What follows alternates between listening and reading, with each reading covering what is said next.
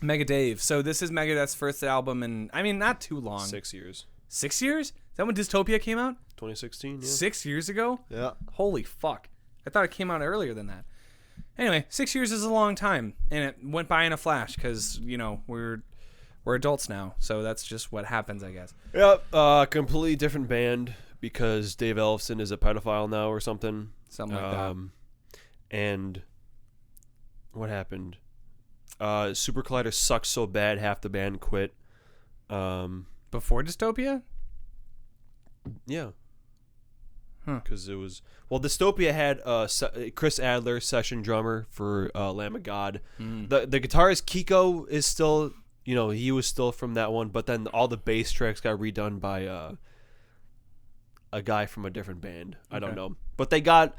The new bassist is the guy that replaced Dave when he left.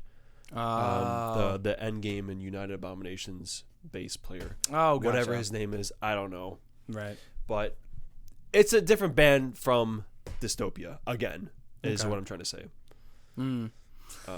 So it's been a while since Megadeth put out music, and to be honest, I don't really have any expectations. Megadeth is one of those bands that I don't have expectations for anymore. I don't think we ever really got into them. No, I think partially because I, for a really long time, saw them as second fiddle to Metallica in a lot of ways. But also, I think there was just sort of an ACD-ification of Megadeth where everything that they put out kind of melded together. And I think that's the case with this album, too. Not to say that there aren't good tracks on here, but I think they're really only good if you're already a Megadeth fan. Like, I don't think Megadeth is putting out songs anymore trying to win people over. I think they're just doing what they do best. And the exciting part is that because they have rotating band members, it draws more people in. And now, I'm paying attention to the drums more because the drums are kind of going hard. And, you've told me... Dirk. That man Dirk. Yeah, you've told me before this album even dropped that they were working with this guy and that I should be paying attention. And I have been. And the drums go crazy on this album. I think the guitar playing is still just as thrashy as it's ever been.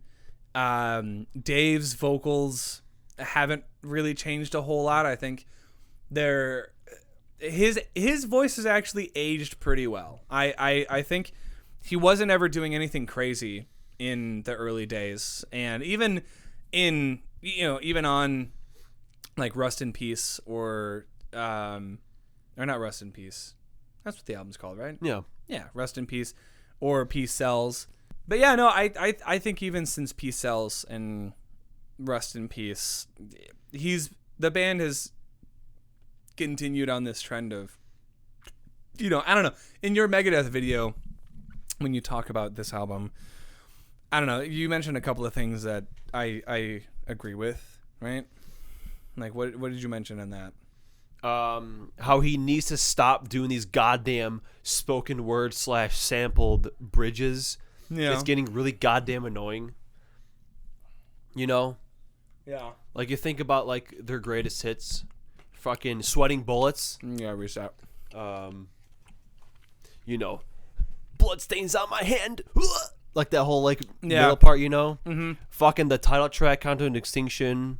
It's like, every hour, thousands of species are disappearing. It's just these fucking, samples, and I don't understand the point of them. Yeah. I never liked any songs that do that. And he does it a lot. He does. And this album is no exception. Yeah, and I think, I don't know, it's one of those signature Megadeth things, I guess, that kind of set them apart. Not even that, I think Dave's doing it to set themselves apart. I think it's just, at a certain point, you get stuck in a certain style of writing.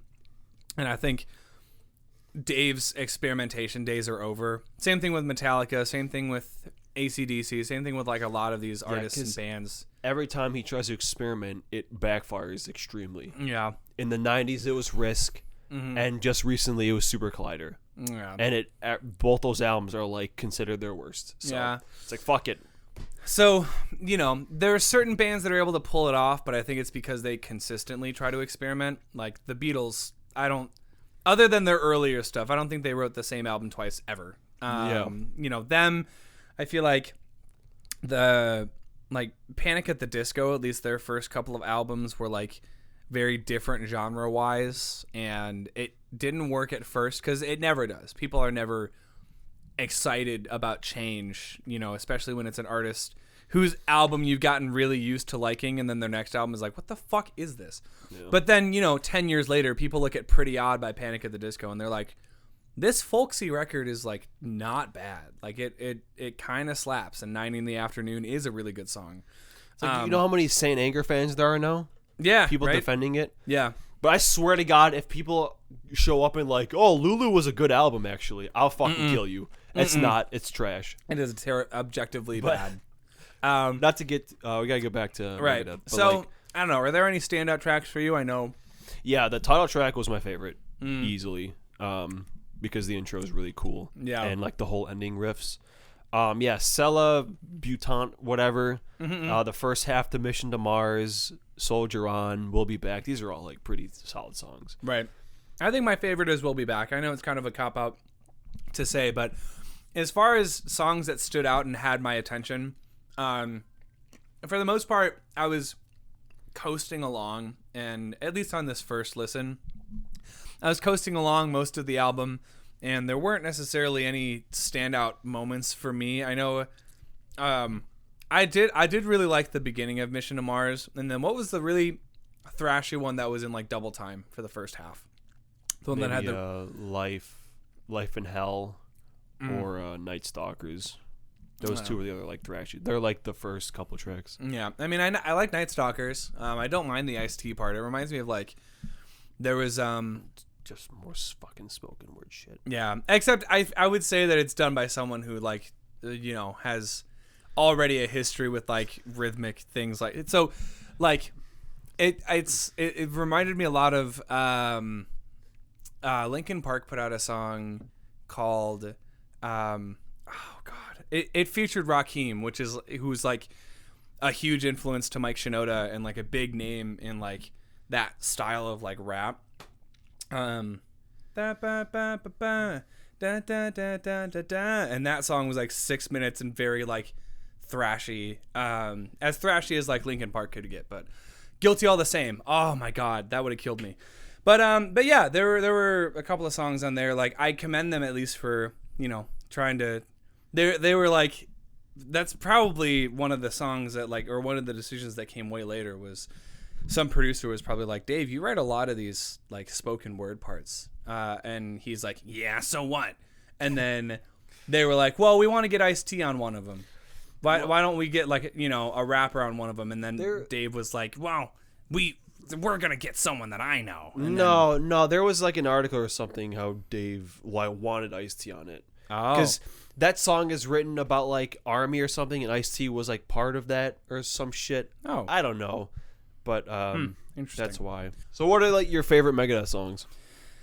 Tornado of Souls is my all-time favorite Megadeth song. There's just something about the riff that gets me going every time I hear it.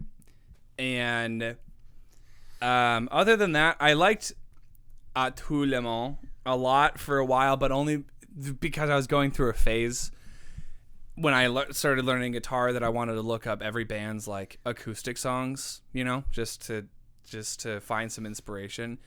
But I did like what's the song, the album with Gears of War on it? United Abominations. Yeah, there's a song on United Abominations that I really, really like. That was like towards the beginning. Washington Is Next? Yeah, maybe? I think I like Washington Is Next.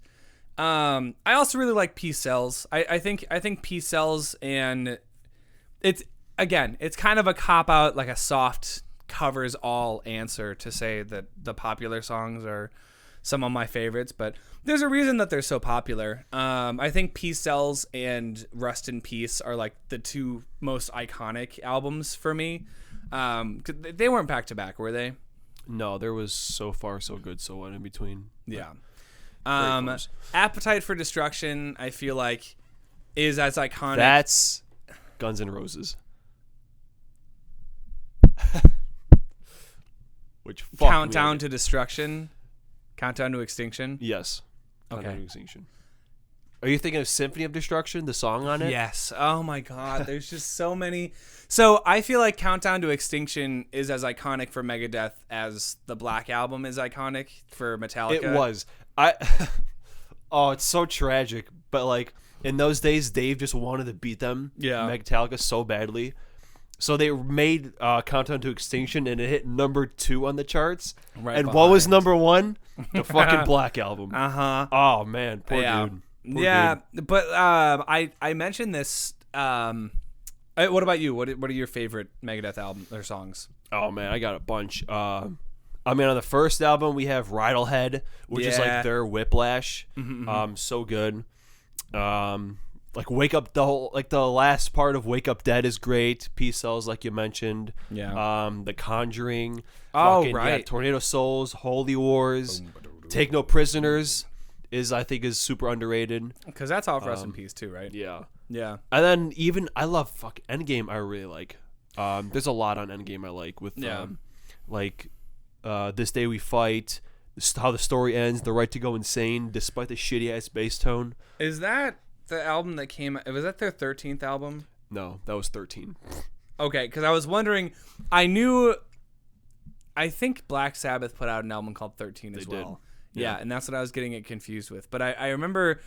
So I went to go see Megadeth years ago. I think it was like 2011, something like that, because they were about to release 13. Or was it Endgame? No, Endgame was like 2008 or so. 13 was like 2011 or some shit. Okay. Because I saw them as part of Mayhem Fest in Chicago, or, Tinley Park.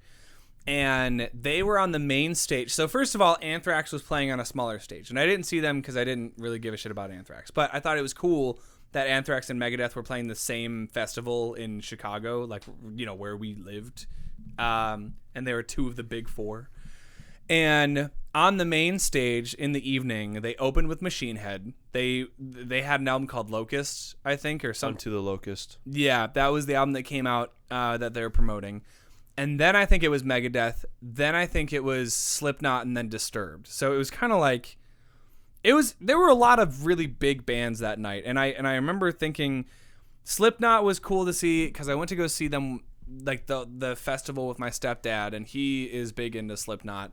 And I was like, there were some songs that I recognized, like from Guitar Hero 3. Before I forget. Yeah, it was Before I Forget. Yeah, and we didn't get to stay for any of Disturbed's stuff. I think I heard 1,000 Hands or 1,000 Fists, and then I wanted to stick around for Stricken, and we didn't get to hear Down with the Sickness either. But that was because my mom wanted to leave early, given that parking lots after concerts get really nuts, and she was not. That was the first moment in my life where I was like, "Is music not as important to my mom?" As it is. It wasn't even that important to me when I was that age, but I really liked that concert. I really liked hearing Megadeth sing Countdown or Symphony of Destruction, and they did Tornado of Souls that night, I think. They definitely did Holy Wars. Yeah, it was so cool. I haven't seen them since, but I would. Honestly, I'd go see Megadeth. I've never seen them, but I'd only see them if they were touring with someone else I wanted to see, like really wanted to see. Yeah, because I don't think they're ever going to headline their own tour anymore. I don't know. I don't even think Dave cares about that anymore. I think they're doing fine. And like this album is emblematic of that. I know I used the word emblematic earlier, but I just like it, and I think it makes me sound smart.